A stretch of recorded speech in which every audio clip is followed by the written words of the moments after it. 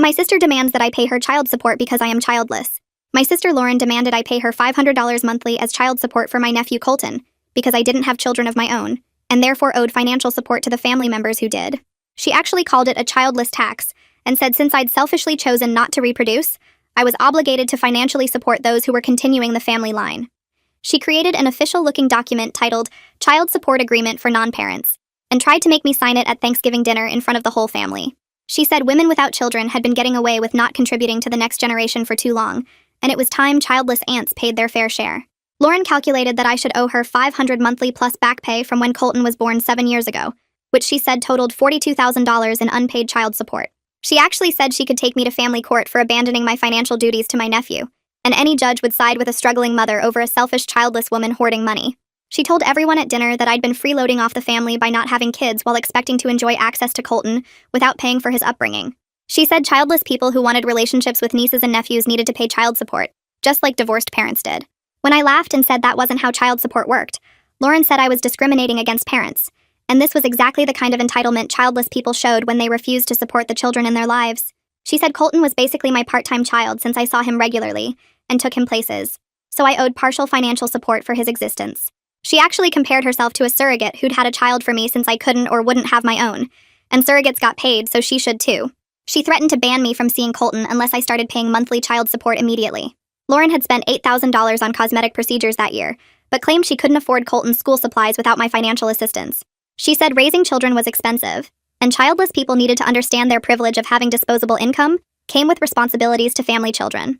She actually sent me invoices for half of Colton's expenses, including his haircuts, clothes, and even his snacks, saying this was my portion of shared custody costs. She told Colton I was his financial aunt who was supposed to pay for things, but was being stingy with money that rightfully belonged to him. That's when I decided Lauren needed to learn what paying support actually meant. I started by creating my own invoices for all the babysitting I'd done over 7 years at the going rate of $20 per hour. I calculated that Lauren owed me $30,000 for unpaid childcare services that she'd been freeloading off while claiming I didn't contribute. I sent her an official-looking document titled Childcare Services Past Due and demanded immediate payment for my labor that she'd been stealing. When Lauren said family didn't charge for babysitting, I said family didn't charge child support either, but here we were with her new rules. Next, I started demanding Lauren pay me support for everything I'd given up to be available for Colton. I billed her for missed career opportunities when I'd taken time off to watch him, lost income from leaving work early for his school events, and emotional labor compensation for dealing with his tantrums. I created spreadsheets showing she owed me $500 monthly in lifestyle support for the sacrifices I'd made to be an involved aunt. I told our family that Lauren had been exploiting my free labor for years, while contributing nothing to my life in return. For Christmas, I gave Lauren an invoice for 7 years of gifts I'd bought Colton, saying if she wanted child support, then she needed to reimburse me for all voluntary contributions I'd already made. I included every birthday present, Christmas gift, random toy, and ice cream cone I'd ever bought him with interest calculated at credit card rates. The total came to $15,000 that Lauren owed me for gifts she'd accepted without payment. I told her she couldn't have it both ways, demanding future support while keeping past contributions. The real justice came when I started telling everyone that Lauren was charging me to see my nephew like he was a rental child. I explained to our parents, relatives, and her friends that Lauren had created a pay-to-play system where family members had to pay monthly fees to have relationships with Colton. People were horrified that she was essentially selling access to her child and treating him like a subscription service. Her husband found out about the child support demands and was mortified that Lauren was trying to extort money from me using their son. Darren grabbed Lauren's arm right there in my parents' kitchen and pulled her toward the hallway where they thought nobody could hear them. His face looked like a tomato, and the vein in his forehead was sticking out like it does when he's really mad. Lauren tried to yank her arm away, but Darren held on tight and whispered something sharp that made her eyes go wide. I pretended to help Mom clear the dessert plates while everyone else suddenly found their phones super interesting, or started talking really loud about the weather. Through the doorway, I could see Lauren waving her hands around trying to explain herself, but Darren kept shaking his head and pointing toward the front door. She said something back that made him close his eyes like he was counting to 10. Then he said something that made her face go pale. They came back into the dining room and Lauren wouldn't look at anyone while Darren told my parents they needed to leave right away because something came up. Mom looked worried and asked if everything was okay, but Darren just grabbed their coats and practically pushed Lauren out the door without even saying goodbye to Colton properly. My phone rang at 8 the next morning and Darren's name popped up on the screen. His voice sounded rough, like he'd been awake all night and maybe crying a little. He said he was so sorry about what Lauren tried to do, and he swore on everything that he had no idea she'd been planning this crazy child support thing. He told me he stayed up until 4 in the morning going through every bank statement and credit card bill they had after I left Thanksgiving dinner. That's when he found the $8,000 in charges from that fancy cosmetic place downtown that Lauren always drives past and stares at. He said Lauren told him those charges were for Colton's school expenses and new winter clothes, But now he knew she'd been lying straight to his face for months. His voice cracked when he asked if I could send him copies of all those invoices I made, because he needed to see exactly what Lauren had been doing behind his back. I told him I'd email everything over within an hour, and he thanked me about 5 times before hanging up. 2 days later, I met Darren at the coffee shop near his office during his lunch break. He looked terrible with dark circles under his eyes, and his shirt wasn't even ironed right. I brought my laptop and pulled up all the spreadsheets I'd created showing 7 years of babysitting at $20 per hour, every birthday present, and Christmas gift with receipts. All the times I left work early to pick up Colton from the school, and the complete timeline of Lauren's demands starting from that first text message 3 months ago. Darren's hands actually shook when he scrolled through the numbers adding up to over $30,000 of free childcare and gifts I'd given them.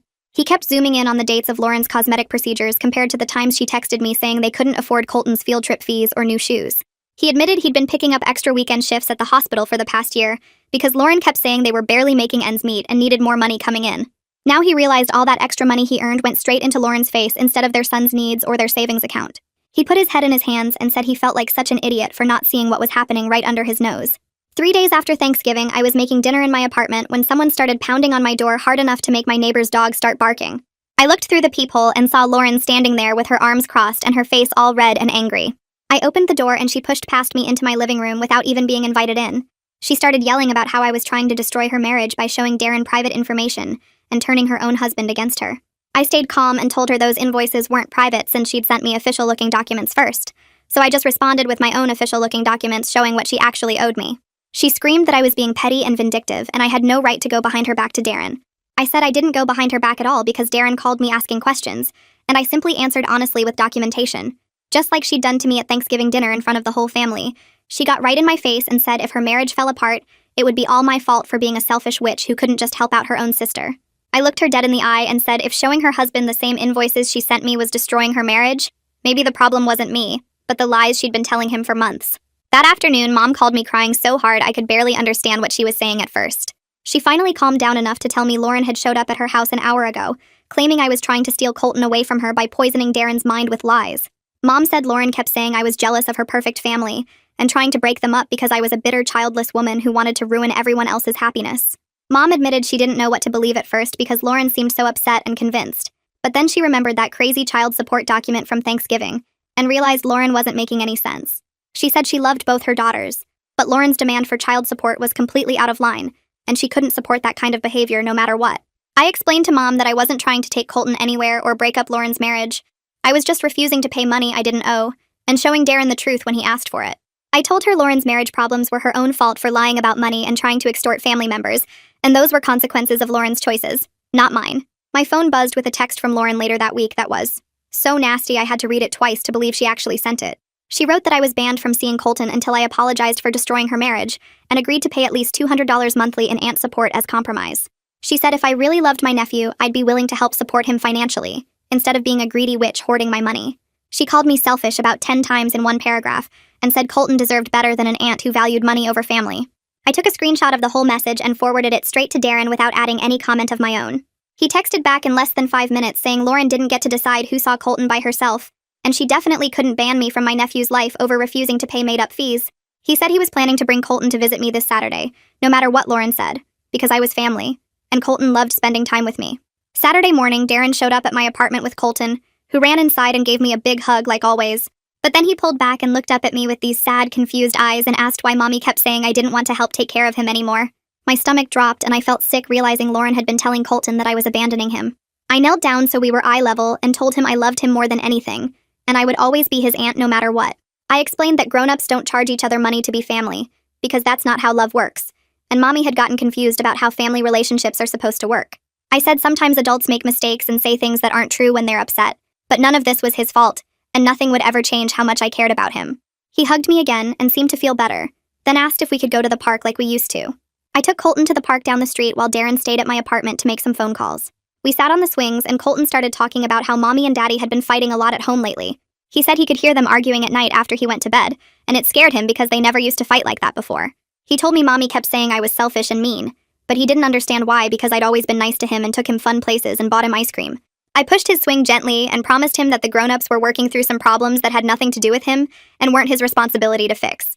I told him that no matter what happened between the grown-ups, I would always love him and want to spend time with him because he was my favorite nephew in the whole world. He smiled a little at that and said I was his favorite aunt, which made sense since I was his only aunt, and we both laughed. 2 weeks after Thanksgiving, my phone rang with a number I didn't recognize. When I answered, this woman named Haley said she was Lauren's best friend, and she really needed to talk to me about everything that had been going on. We agreed to meet for lunch at this sandwich place halfway between our apartments. Haley seemed nervous when she sat down and started by saying she'd heard Lauren's side of the story, but also talked to my mom and some other family members, and now she was really concerned about Lauren. She admitted that Lauren had been complaining to her for months about this childless tax idea, but Haley thought it was just venting about feeling stressed with money. She said she never imagined Lauren would actually try to make me sign documents and demand real money from me. After hearing what really happened at Thanksgiving and seeing how Lauren was acting now, Haley said she was genuinely worried that Lauren had lost touch with what was reasonable behavior and what was completely out of line. Haley leaned forward and told me things about Lauren that I didn't know. She said Lauren had been spending hours every day on social media comparing herself to other mothers who seemed to have perfect lives and perfect families and perfect faces. Lauren started buying expensive clothes and booking cosmetic procedures to try to look like those women online, and she was spending way more money than she and Darren actually had.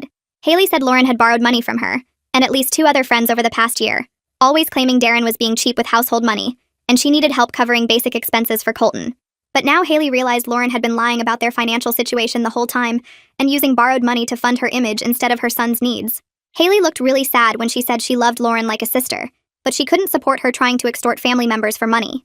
And she honestly thought Lauren needed professional help to deal with her spending addiction and her warped sense of entitlement about what other people owed her. I thanked Haley for being honest with me, and told her I hoped Lauren would get the help she needed.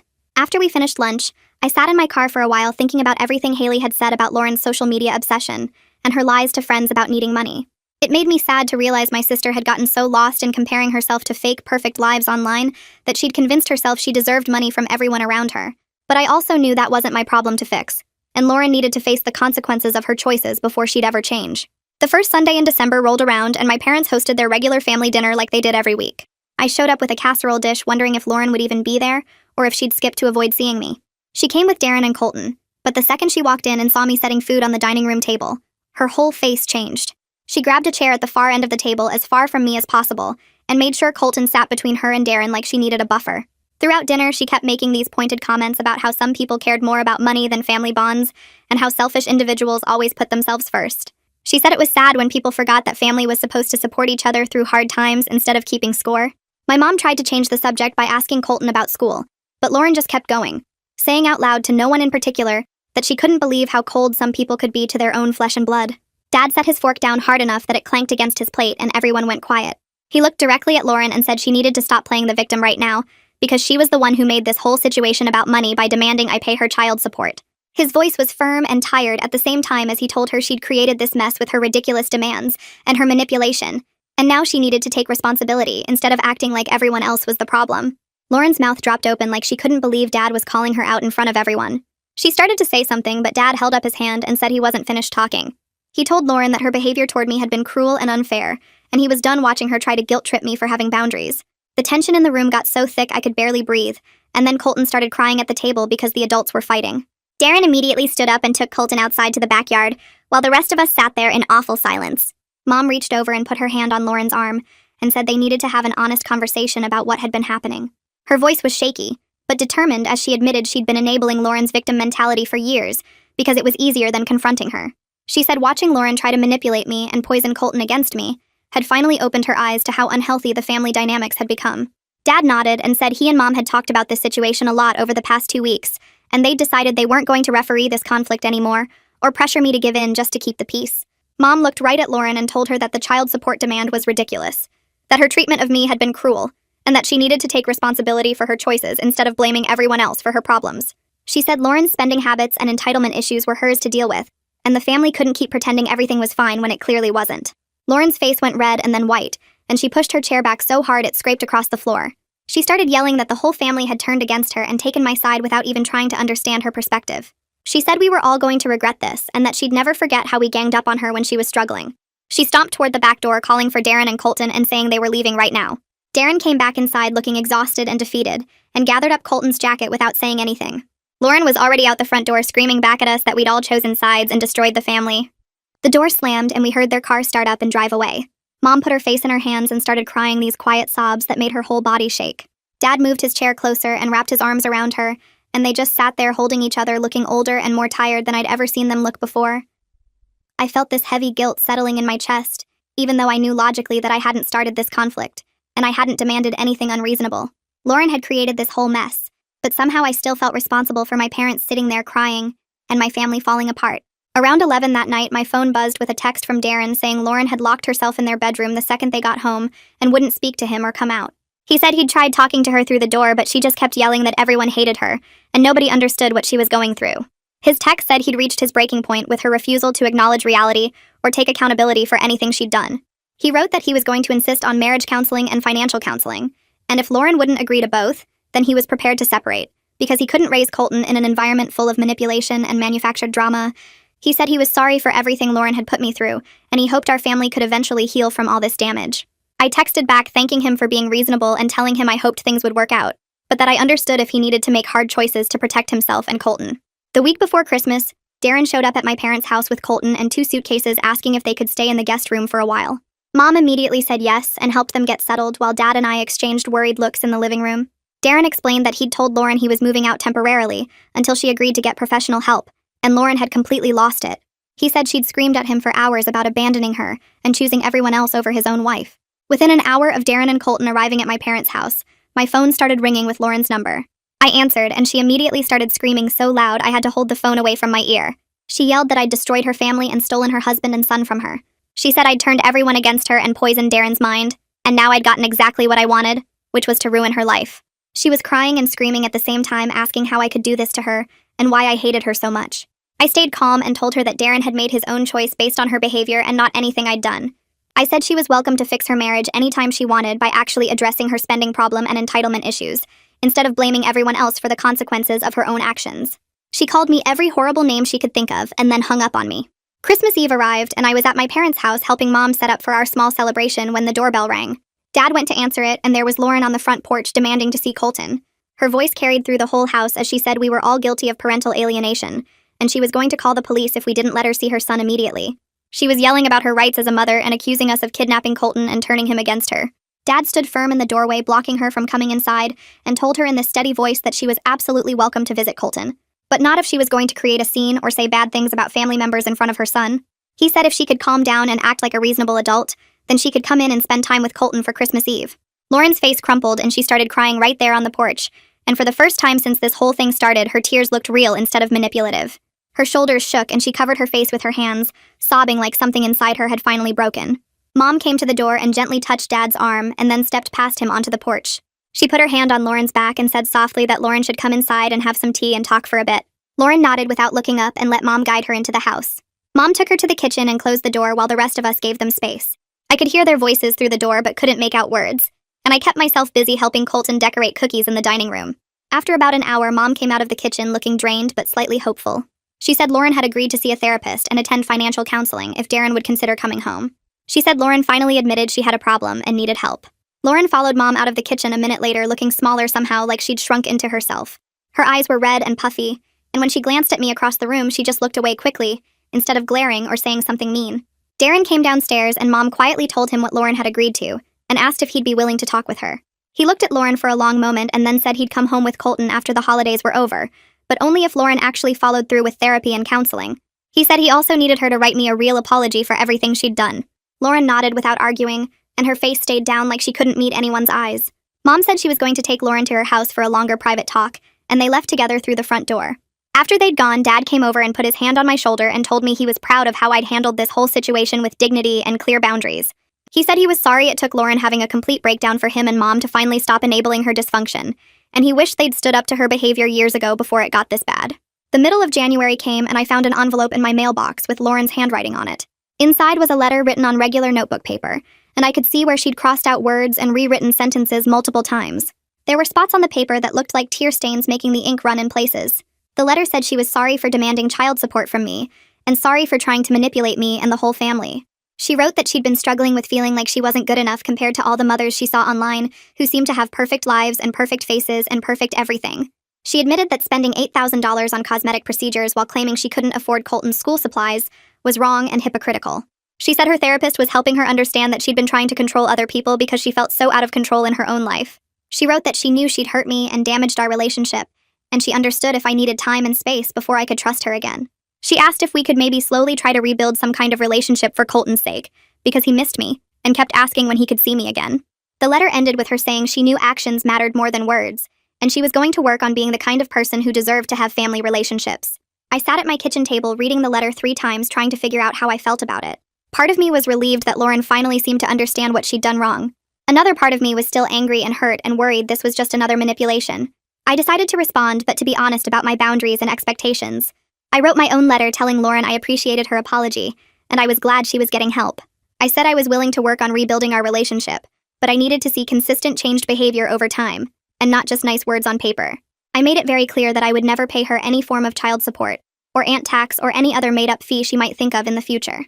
I wrote that any relationship going forward required her respecting my boundaries and my choices about my own life, without guilt trips or manipulation.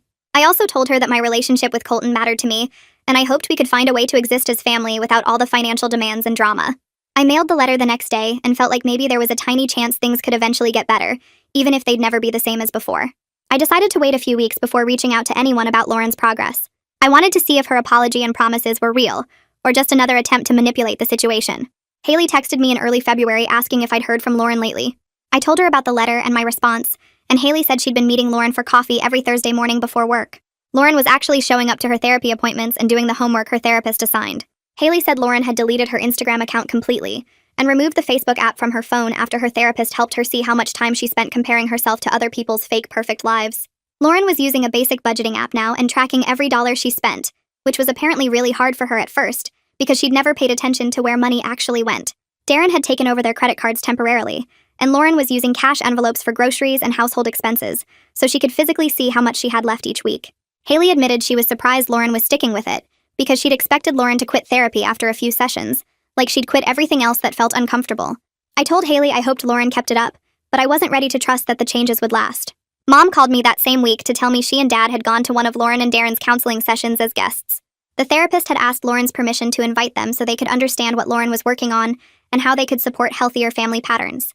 Mom said it was hard to hear the therapist explain how she and Dad had been enabling Lauren's behavior by always bailing her out financially and smoothing over conflicts instead of letting Lauren face consequences. The therapist told them that giving Lauren money whenever she claimed to be struggling had actually prevented her from learning to manage her own finances and make hard choices about priorities. Mom cried when she realized that trying to help Lauren had actually hurt her ability to grow up and take responsibility for her life. Dad apparently sat there looking uncomfortable the whole time, but admitted at the end that the therapist was right about them making excuses for Lauren's bad behavior. Mom said they'd agreed to stop giving Lauren money for anything except true emergencies, and to let her work through her problems without jumping in to fix everything. The middle of March arrived and I got a text from Lauren asking if I'd meet her for coffee on Saturday morning. My first thought was to say no because I still felt hurt and angry about everything that had happened. But I also knew that if I wanted any chance of having a relationship with Colton as he grew up, I needed to at least try to see if Lauren had actually changed. I texted back that I'd meet her at the coffee shop near my apartment at 10. I showed up 5 minutes early and sat at a table in the back corner where we could talk without being overheard. Lauren walked in right at 10 looking different from I'd seen her in months. She wasn't wearing makeup, and her hair was pulled back in a simple ponytail, instead of the styled waves she usually spent an hour creating. She was wearing jeans and a regular t-shirt instead of the designer clothes she used to insist on buying even when she claimed they couldn't afford groceries. She sat down across from me and ordered a regular coffee instead of the $7 fancy drink she used to get every single day. We sat there in awkward silence for a minute before Lauren started talking.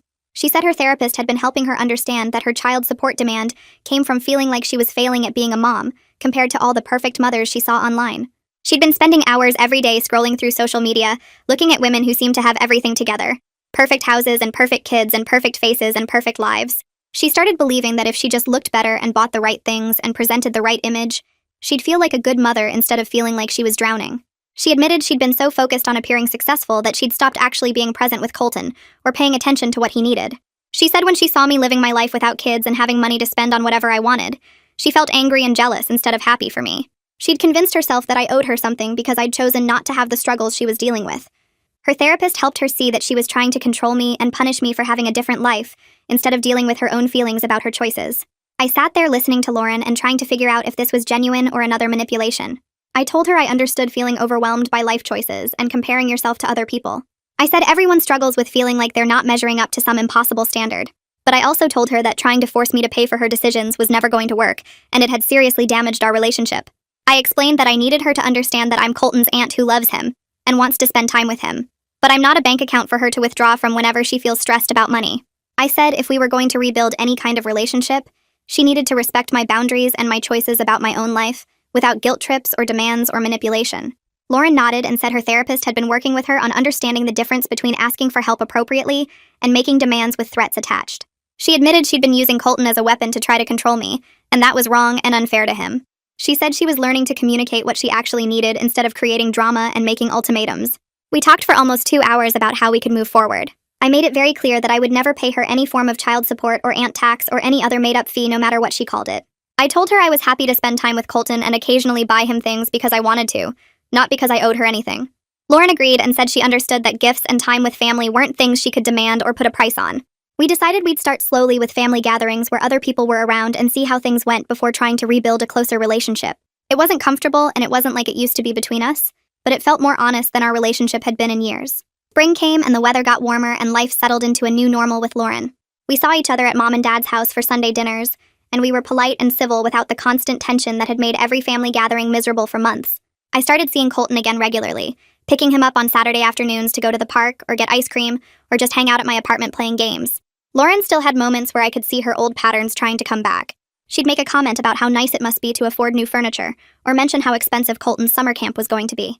But then she'd catch herself and apologize for trying to make me feel guilty about my money.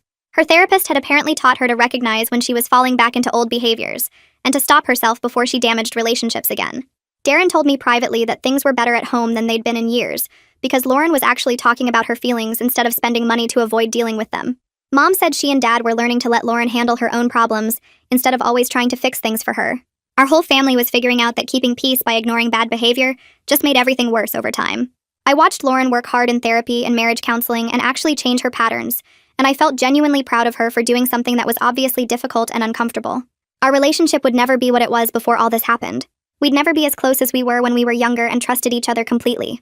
But what we had now was healthier and more real than what we'd had before, even if it wasn't as easy or comfortable.